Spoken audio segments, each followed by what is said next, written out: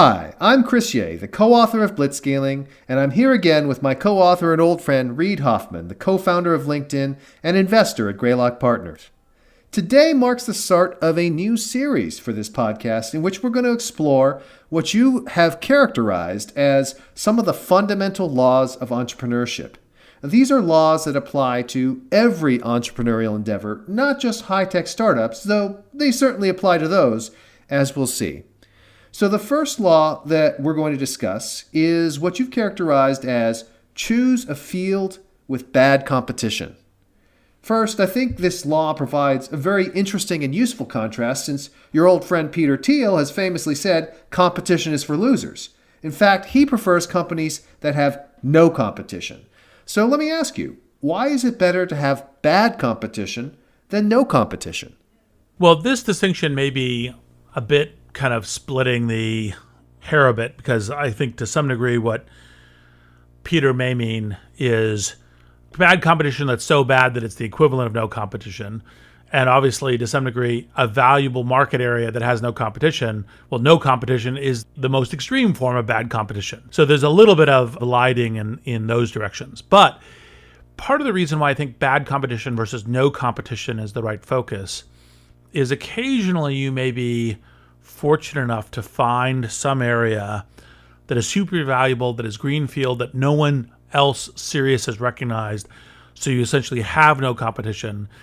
But that's kind of lightning is striking. This is a little bit of the, out of, 7 billion people on the planet Earth, or 3.5 million people in the San Francisco Bay Area, or, whatever as the thing, to really have people having not recognized this market at all, and so there being literally no competition, is a pretty high bar of like, well, boy, no one else has seen this.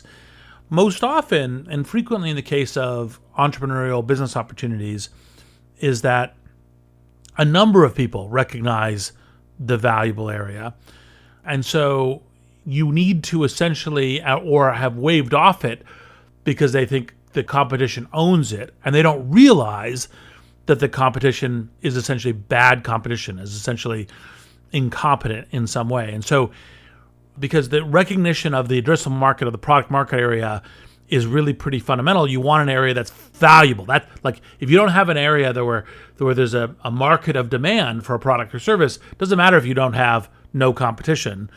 And so therefore bad competition. Now, part of the then question, of course, rotates to, what is bad competition? But let me first illustrate why this is a useful rule for entrepreneurship in a bunch of areas. Like you say, well, I'm going to create a new retail location or a new restaurant. Well, actually, in fact, part of bad competition is to say, well, actually, in fact, people frequently say the three words of retail are location, location, location. Well, part of your question is to say, actually, in fact, this is the area where we should be competing, the location we should be competing for this restaurant, this grocery store, this auto repair shop or whatever. And oh, look, nobody's here, right? The competition that's competing for the demand of the space is way over there. So that competition is essentially bad at competing for customers in this space. And so that gives you a kind of a lens of how to think about bad competition. Now, so one part of it, which kind of pertains to no competition, is it's a green field that no one's competing with you for the customers here. But also, by the way, another one tends to be people recognize that there's demand for this, but that the demand is currently being fulfilled by people who are doing it in a lazy way. So lazy way is, well, actually, in fact, the product or service that's being delivered is actually, in fact, decades out of date technologically. And that the new technology has already been built, but because there is no competitive pressure for evolving the competition, you actually, in fact, have an opportunity here. This is one of the things that I think we see this in a number of celebrity entrepreneurs, but I'll use one of Elon Musk's areas, which is SpaceX, which is, basically say, okay, so the rocket launching business has been done by a set of folks who optimize for being guaranteed government contracts, who haven't invested in product development for decades, who are using Russian engines as their backdrop because that's the cheapest way they can manufacture. And their primary thing is hiring former Air Force colonels to guarantee themselves contracts for so doing it, and that's what it looks like. So even though you go, well, going into the space area of SpaceX is literally rocket science, building new rockets, the capital intensity of so doing, and very difficultly breaking the death grip that the industry has, like all you have to do is own the sales channel, breaking that death grip, the building a quality product is relatively straightforward because people have been looking at and kind of like reusable rockets and lighter materials and better manufacturing techniques and different engines, have been working on it for decades, but none of it's reflected in the industry. And this is across like every industry, which is technological progress continues, is a new category of product or service now available that wasn't there before. In which case, then you start looking at some of the other areas, which is, well, why haven't entrepreneurs been doing it already? And that's where you may have some unique things. You may have a ability to raise capital that other people don't do. You may have the ability to assemble talent. You may have an ability to factor off the customers. And of course, part of the reason why Elon has been one of the amazing entrepreneurs at these hard tech areas is to some degree he can do all of them. Because of the brand and the capabilities he has, he can raise capital in a repeated way that will give him capital in a way that other people won't be given capital. He is an amazing recruiter, and he can put together the set of the raw entrepreneurial elements to take a shot on goal of literally something like SpaceX. And so that is kind of a classic one. Now, another one that may be an area where you get to bad competition is because you recognize that the industry is more desirable than people have formerly recognized. That the margin structure or the revenue, that it's now much more capable than before. And there's a couple of different reasons. One is obviously technological changes, but another is as the world becomes more hyper-connected and everything becomes more local, previously what might have been a fragmented industry is now much more addressable in a large format. You may have a different business model that now makes it possible to make a much more interesting economic model out of an industry. And so all of these things kind of go into where you could then say, well, actually, in fact, there's a product here, and the people who might view that to be their natural right to own that product are actually, in fact, bad competitors. And actually, let me go to that last characteristic on this, which is another version of bad competitor is essentially people who are much more focused on continuing to play the game the way it's been played for them in the last few decades. There could be a number of different reasons. Could just be they're lazy. Could be that they are focused on their internal competition within their particular company or their particular industry, and so they're only just modding that little bit, and they're not looking at a bold new effort, a bold new red team effort. And when you get around to asking me the Elon question, I'll cover that in the Tesla circumstance.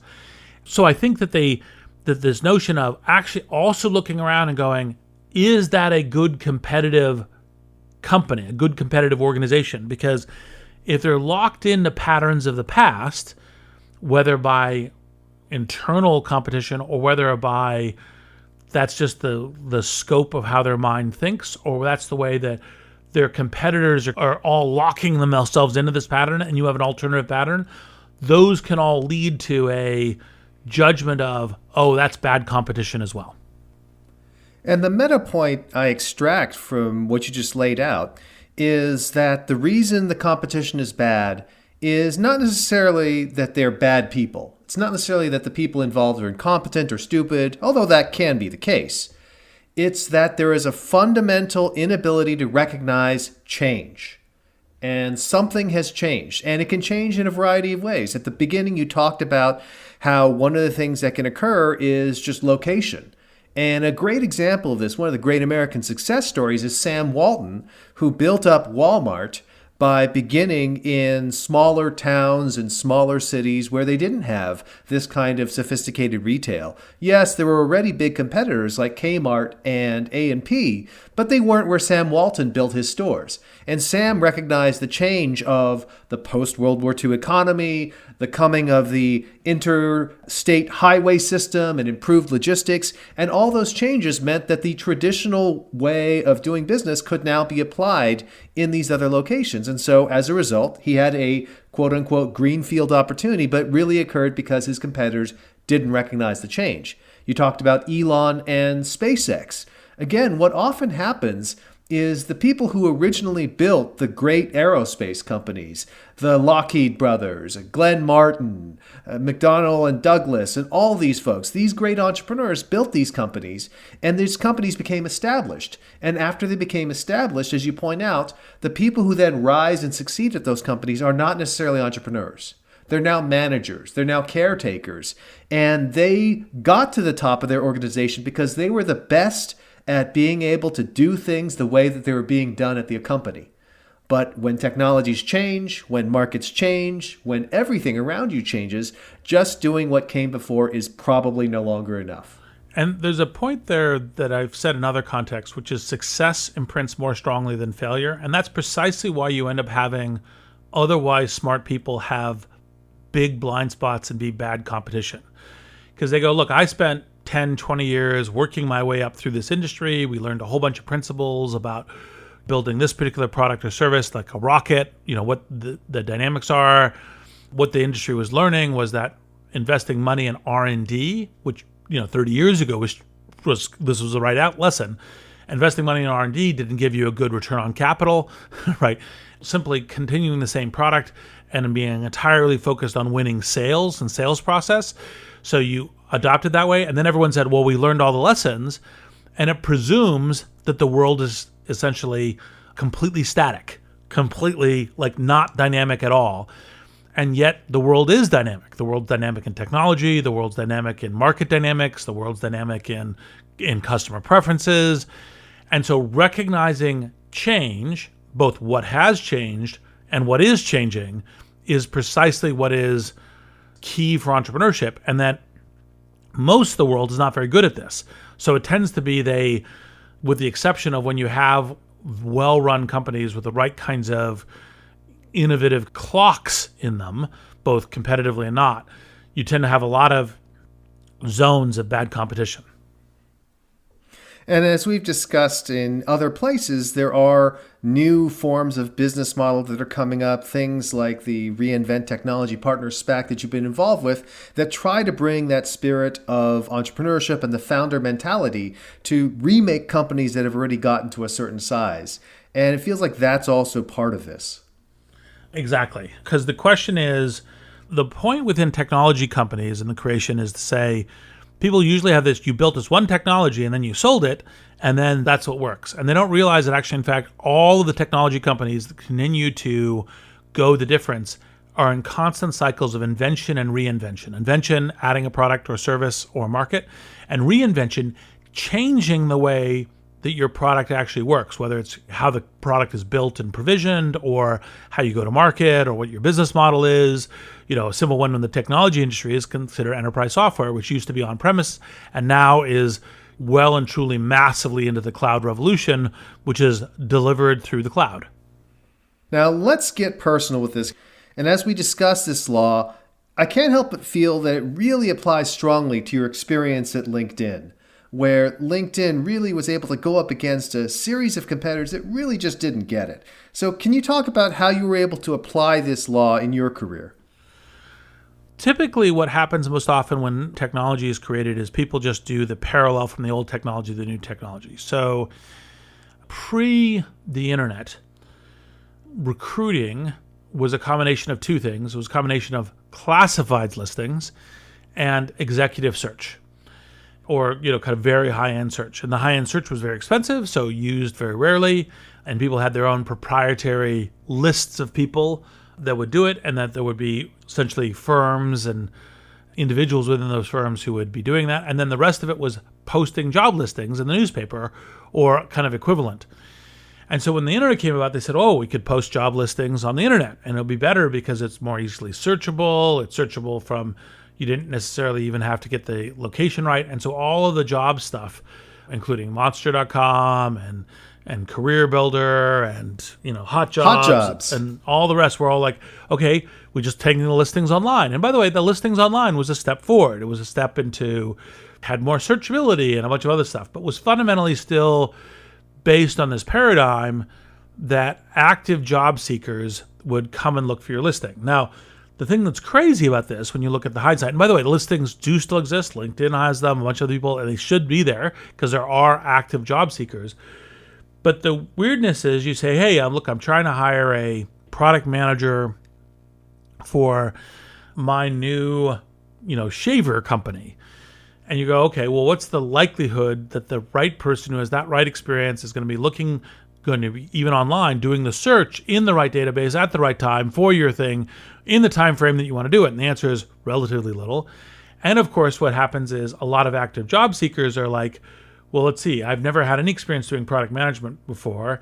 All I've done is, flipped burgers at a local burger joint, but that looks like a good job. And I've used razors, so, hey, I'm going to apply. So you get these thousands of applications, with relatively little, like you're hunting through kind of signal and noise. And you go, okay, that's kind of crazy. And that kind of gets you to, part of the realization is that actually, in fact, recruiting is you want to go and reach the right people and pitch them on doing it, not necessarily only the active job seekers. Now, part of the challenge is that kind of the culture had evolved in these, the kind of oligopoly of all industry. We just say, well, if you post your resume online, you're disloyal to the company. And so the extreme fear was, maybe you get fired, but maybe also you wouldn't get a bonus or a promotion and so forth. So you didn't want to look like you were available for getting phone calls, when you're, by the way, maybe still very happily working away at your current place. But the recognition that I made was that actually, in fact, everyone should have their public professional identity up. Sure, maybe it gets them a few more emails, maybe a few more they have to ignore, a few more they have to reply, no thank you. But actually, in fact, great opportunities come by. Some of those great opportunities may be jobs, but they also may be advising or consulting or board or investment or a bunch of other things. And so it's actually just very good to have your professional profile up, and you just need to have some kind of throttle about how people reach you. Throttle that LinkedIn can provide, a throttle that your network can provide, and that was the way that you should launch. Now, so using your network as a way of sourcing and finding these people, there was some zeitgeist to that idea. The big thing that happened with LinkedIn in the early days is that the majority of our competitors thought that, in order to get an individual to use their network to do this, that needed to be driven within an enterprise and within a sales circumstance. And as part of being enterprise and within sales, my view was, no, actually individuals own their own network, individuals own their own relationships, own their own thing. It needs to be driven on an individual basis. And so all of our competitors were enterprise. We were individual. There were a few other individual ones, I think only one of which in the world is still going, or maybe there might be a few in the Monty Python not dead yet. But basically, that was the kind of key thing. And so those competitors were all bad competitors relative to LinkedIn because they had grasped the wrong strategy of trying to decant it through the enterprise asserting ownership over your address book and your relationships. And it wasn't the case that these companies were bereft of smart people. There were smart people working at many of these companies. Again, how smart could they be if they didn't see the true nature of the market? But nonetheless, they were very smart people who went to Stanford, Harvard, all these great schools, people who worked at these giant companies. And yet at the end of the day, because they had the wrong focus, they were bad competitors. Yep, exactly. And by the way, most of the people, even the people who work their way up through traditional company X, usually to work your way up through traditional company X, you're hardworking, you're smart, you're learning, etc. That's the reason why, the whole they're just lazy or dumb is usually the wrong mistake. But by the way, what gets you more confidence that you've successfully identified bad competition is when you realize the structural thing that gets this set of smart people to all look in the wrong direction.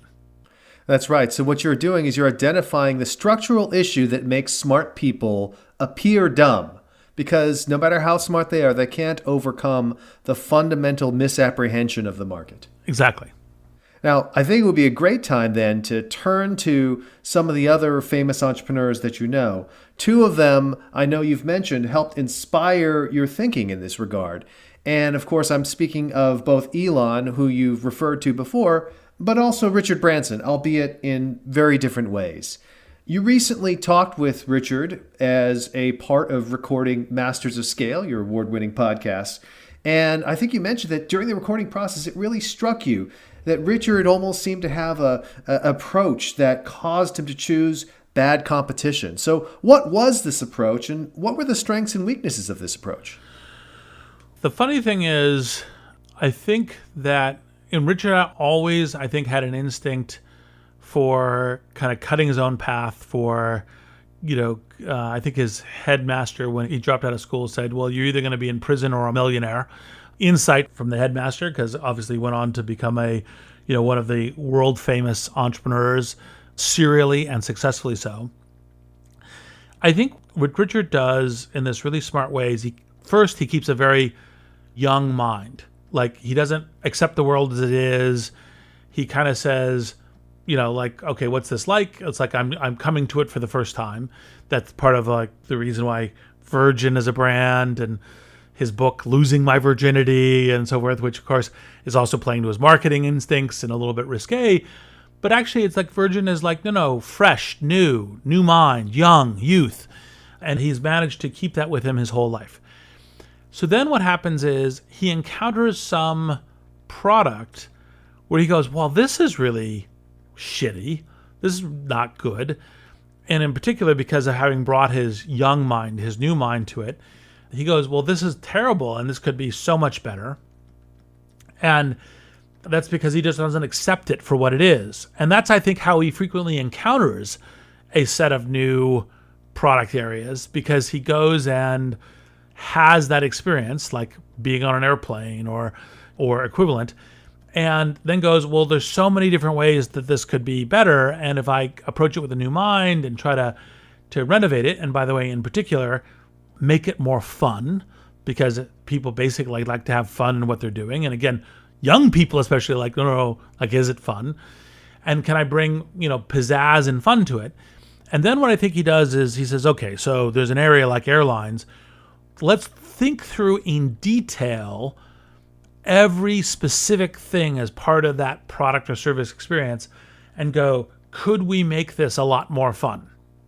And that, for example, is what leads them to, let's take the Virgin Atlantic lounge at Heathrow, which is, God, people hate going to the airport. They hate waiting around. It's like they're kind of treated as cattle.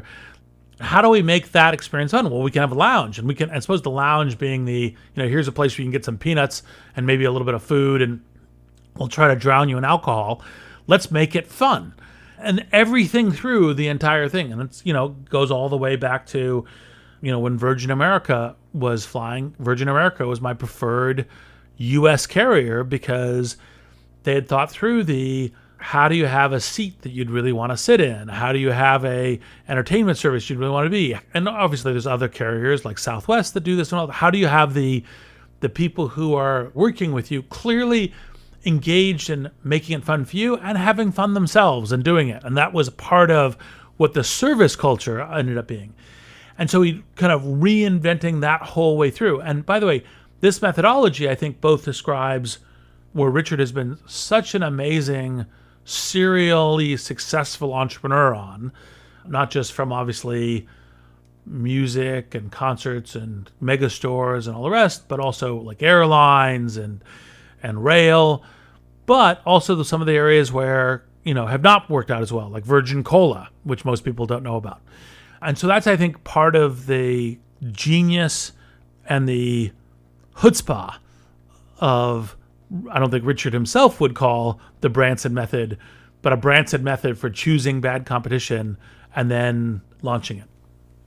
And what I hear when you talk about Richard and his new mind is that ability to really come in and not be caught up in how people have done things for decades, not just sort of say, well, there's a certain way of doing things and it's always been done this way and it's always going to be done this way, but that willingness to come in and say, well, gosh, this doesn't make sense. I would do it completely differently. In fact, why don't we try doing it completely differently? And I guess the question would be, what separates the opportunities that are good, like completely redoing the airline industry, from the opportunities that are not so good, like Virgin Cola? There's a set of different principles. For example, part of the reason I use the Virgin Cola one is when Richard went to compete with airlines, and by the way, BA tried a whole bunch of different dirty tricks and all the rest, not starting by just improving their product or service, but actually trying to simply drive him out of business, which is an instance, but were essentially bad competition, which is the cola companies actually, in fact, are fierce competition. And his product wasn't different enough. It's like, okay, it's another cola. It has entertaining marketing, but entertaining marketing wasn't enough for them to come in and fight hard on distribution channels, discounting, a bunch of other things, and then have, Virgin Cola dry up, as it were. So, one of the principal ones was the competition was stronger, and then another one was the product wasn't differentiated enough, right? Now, I'd say the other one that some entrepreneurs add to this is, well, are you analyzing the business area? Like, what is your characteristics of your mature business? What does your gross margin look like? What's your ability to compound at scale? Like, this is one of the things that a lot of the technology entrepreneurs do. So if there are other attributes to add in that can lead to choosing better markets or being able to play in new product areas in ways that aren't purely within the, when Richard was starting out, it was the technology industry was tiny and there weren't very many technologists and everything else. So he was great for across a wide number of different industries and areas. So like really important for everyone, including Silicon Valley people to learn. But there's also some additional things that, are applied within the Silicon Valley context of, choose this product or service, choose this market, choose this technology versus that one. Well, someone who has taken the Silicon Valley approach and applied it to some very different, though still highly technological fields is Elon Musk, who is, of course, another friend of yours. Richard and Elon are both enormously successful, but they're not particularly similar. So what do you see as Elon's version of choosing bad competition? What are the strengths and weaknesses of this approach that he takes? Well, some of it are similar, which is, and it was partially through watching Elon's paths through these things made me realize that there is this very general rule and it's doable. Because post PayPal, when Elon came to me and told me he was doing SpaceX, I was like, look, I gave him some quote unquote common wisdom, in this case maybe common stupidity from Silicon Valley, which is, well, wait a minute, you should stick to software. Software is much more capital efficient to build. It's much more easy to scale to a global market. You could do consumer software, enterprise software, but software is what you say. You shouldn't try to go solve rocket science as a problem. You shouldn't try to go get into the world of atoms versus bits. I mean, sheesh, new rockets explode. The market's locked up by these companies that are like hiring the relevant people whose former colleagues then give out the contracts. Like, this is just a very difficult area to make a business work. And as it turned out, Elon was totally right and I was totally wrong. And I'm a much later investor in SpaceX because it was actually, in fact, all of these folks have ignored decades of improvement in the product, in the technology, because they don't need to. And I can go do that. And I am strong enough to raise the money. I'm strong enough to get enough of the initial contracts. I'm strong enough to work my way through the first explosions and to make this happen. I know how to recognize great talent and go recruit it. Because, by the way, a lot of the talent, the innovation talent in, say, an area like rocket space, was like, well, I don't want to just go service old Russian design rockets. I want to be building new stuff. And so you can have your pick of talent when you can pull the effort together in a good way. And so, Elon was doing all that. Now, I think there are areas, now we get to Tesla, there are areas where Elon kind of added where is the technological puck moving to versus, and had some instincts for it, which is not just electrification, which is obviously the thing that's always focused on with Tesla, but the fact that Tesla is a software car. We're moving from a mechanical engineering paradigm to a software paradigm. And this is one of the things where there's so many people who say, oh, I can't believe the Tesla valuation, and maybe the Tesla valuation is too high, et cetera, who knows? I don't really concern myself with that, those lacuna within the public markets.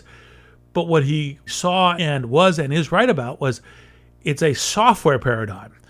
And, part of what a bunch of people in the market are betting on is that the traditional car manufacturers, all of whom hire a bunch of very talented people, but they have all learned that it's a mechanical design problem. It's a supply chain problem. It's a manufacturing problem.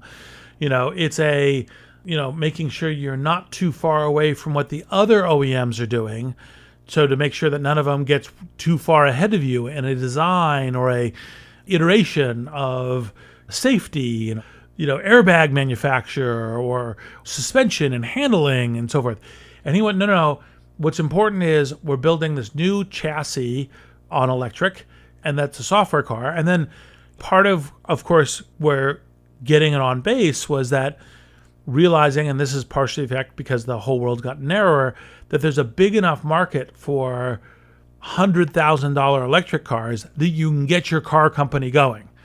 Now, that may have been the risk that Elon just had as raw belief versus any particular inside knowledge of, but it was that I am viewing this intersection of markets, intersection of obviously consumers who could, look, I want to buy electric cars because I want to buy green, and that he could work his way through all of the set of obvious challenges. Like, well, how the fuck are people going to get it recharged? There's all these gas stations, like all of this stuff. And he could just work through it in a dynamic basis. Because not only is the world different today than it was 10 years ago, but it's also where is the world going to in the next 10 years? And this is, of course, part of the reason why, at Greylock, I've invested in next generation of autonomous vehicle companies, which include Aurora, Nuro, and Nauto, because it's the view that it's structurally very difficult for the current car manufacturers to really change their DNA from being a mechanical engineering environment to being a software engineering environment. Which one's first? And so those software investments make sense.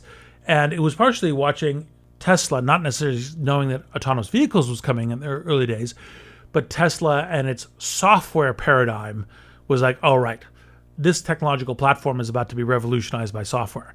And that was the thing that Elon adds in, which is a recognition of technological change, velocity, and its integration of product services and general business operations.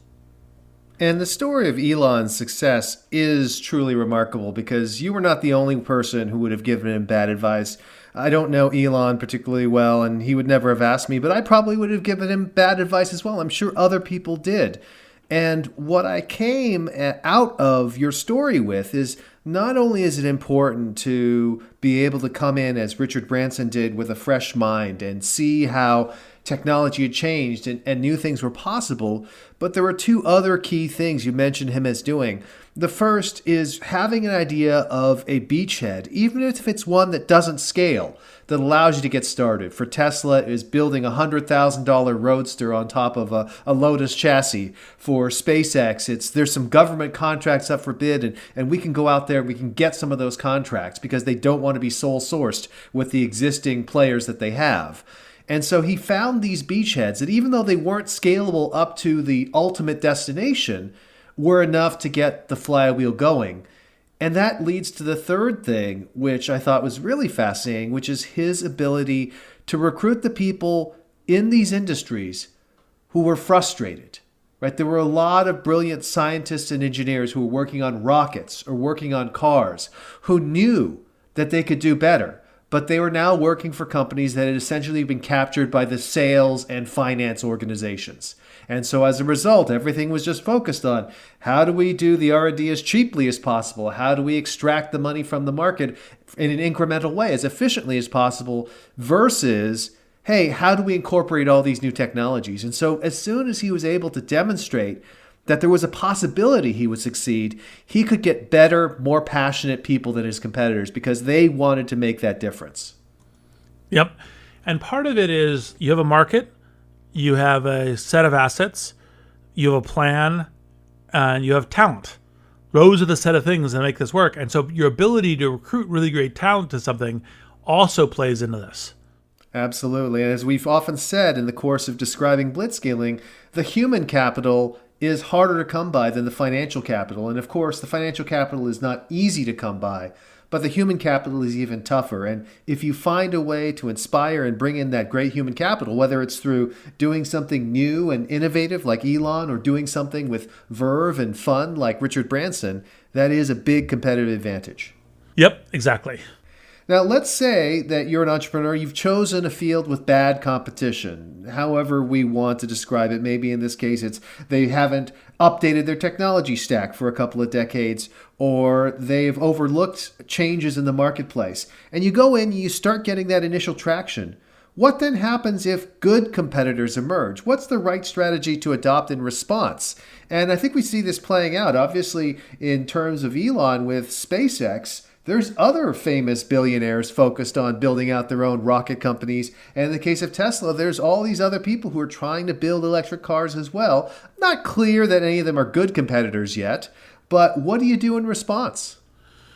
Those areas, it gets to what the specifics are, right? Because once you get to essentially good competition, then you kind of go, okay, so what does that shape between me and that competition look like? And this is when you get to the very detailed, advanced kind of things around entrepreneurship, because it's kind of like, well, okay, does one of us have a better structural position? Does one of us have a better plan, better technology, better go-to-market strategy, better channel? You know, how does that play out? Because then you have to say, okay, well, what's the bet I'm going to make? Like, for example, everyone's default is, I'm just going to run as fast as possible. I'm going to try to win the race. And by the way, that's maybe a completely fine default, but it's relatively blind luck. It's relatively unthoughtful, relatively unstrategic. And so what you really want to do is look through okay, so in this competition where we've gotten to, what does that competitive space look out now that I've got good competition? And if you don't have a clear theory about how you're going to win, you might still just say, okay, still going to play it out, realizing I'm taking big risk, and I'm going to be watching it, monitoring, and changing. If you go, look, I think I'm going to lose, then, well, what should I do? Well, I might merge, I might pivot, I might sell, right? You know, and you make sure, and now might be the right time, or I might do something specifically in iteration to that strategy. Generally speaking, I think one of the things that great entrepreneurs do is they also frequently know when to call the game, even when they're saying, I'm not winning. Like, a modern great example of that is Jeff Bezos, who has created new markets, like, for example, AWS, but also kind of like said, okay, I launched a phone's not working, I'm out of phones. I'm not doing the phone anymore. And that kind of calling the game is an important part of general management, executives, CEOs, but also of entrepreneurship to go, okay, not that game. My theory that I had a privileged position in that game, Amazon is a distributed channel, phones are a commodity, whatever the specific thing was, not that game, I'm moving on. Now, again, part of what Bezos did, which is, again, part of his genius, was that he said, okay, I'm going to move on from the phone, and that's how the Alexa, Echo, et cetera, got born, because he said, all right, well, I'll use the same team, the team's good, and so literally took almost the entirely same team and now launched a new product, with a general theory of going after a green market, versus as part of the general lesson, competition, et cetera, because there was a lot of phone competition that was very good, and only lost the people who were like, well, I only really want to work on phones. And when I hear the story of the pivot from Fire phones to Alexa and Echo, which are incredibly successful, I hear a lot of the lessons that we also talked about in our previous podcast about ABZ planning and in another podcast about pivoting, where you have an investment thesis, and that investment thesis may involve the things we talked about, new technologies that existing players have overlooked. But as people come into the market, as people begin to follow and do some of the same things that you do, your investment thesis may change. And if your thesis changes, if you begin to lose confidence, it's time to pivot. It's time to change your plan. And in some cases, as in the case of Jeff Bezos, it's time to get out of the market entirely. Yes. This gets back to the earlier podcast we did in writing, which is when do you know when it's time to pivot? Roughly speaking, you should have an investment thesis that's clearly articulated, written down, that says, here's the game that I think I'm playing. Here's why I think I have a theory of the game, a theory of winning. And if your confidence in your investment thesis is going down, and for example, oh boy, this competition is really good, they have a better position than me and so forth, that's the kind of thing that gives you early notice of when to pivot. And pivoting early when you making the call right is always much better than pivoting late. Pivoting late usually is a desperate attempt not to die, which usually ends up in dying as a business. Final question about choosing a field with bad competition. One of the lessons that you've taught me over many years working together is that every strength is a weakness and every weakness is a strength. So I have to ask you, are there any times when people should consider breaking this law, when they should actually choose a field with strong competition or good competition? Well, so first, by the way, Chris, just to slightly modify learning, is that weaknesses and strengths frequently have flip sides, right? And so it's not that every weakness is a strength and every strength is a weakness. So for example, if you're weak because you're irrevocably lazy, right? There are circumstances when lazy is certainly not as bad of a weakness as it might be, but like generally speaking in anything of these kinds of games, laziness is a weakness, right? So not every weakness is a strength and vice versa. Or, it has the exact shadow side. But for example, when you're strong, like you have a lot of persistence and grit, you may be inflexible. You may not be changing and pivoting as much as you should be. So that's part of the reason why.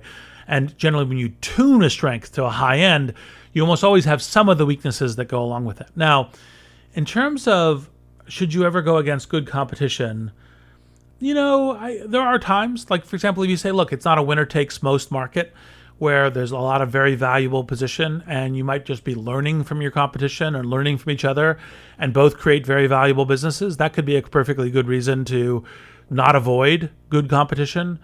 Look, if you had a good theory of saying it's good competition, but I'm going to be amazing, I'm going to be learning from the competition is going to be pre-making the market, that's not terrible. Risky, but not terrible. Like Silicon Valley usually doesn't think of it this way, but it's because it's this general rule of entrepreneurship. Now, the reason is usually what happens in Silicon Valley is they say, focus on the pattern of technological change. Focus on what a new technology opens up in terms of disruption, in terms of new products, new services, and new go-to-markets, new business models, and then focus on the new technology. And the reason, of course, it focuses on the new technology is because it presumes that existing competition is tied into the old technology. They have a, therefore, potential structural blind spot against this new thing, the move from on-premise software to the cloud, or the move to AI, or the move to mobile, the move to. And so they're very focused on their business as it's currently operating, because by the way, they've got their whole team, their supply chains, their customers, their products, their services tied around it. And doing the Clay Christensen jump to the innovator's dilemma, where you may be undercutting yourself, is frequently very difficult. People make those decisions, usually not at all. If they do, usually late. And if they do then, usually badly. So, you have the tendency to kind of jump that way. And that's the reason why that's the rule that's usually taught within Silicon Valley, which is the trajectory of the technologies and how they change markets, how they change ways business operate, how they change products and services, all of which is correct. But it's actually, in fact, deeply correlated and tied to selecting bad competitors. Excellent. Well, that concludes this episode of Gray Matter. You can subscribe to Gray Matter on soundcloud.com/greylock-partners. You can also find new episodes and blog posts on greylock.com. You can follow Greylock on Twitter @GreylockVC. I'm Chris Ye, and on behalf of Reid Hoffman, thank you for listening.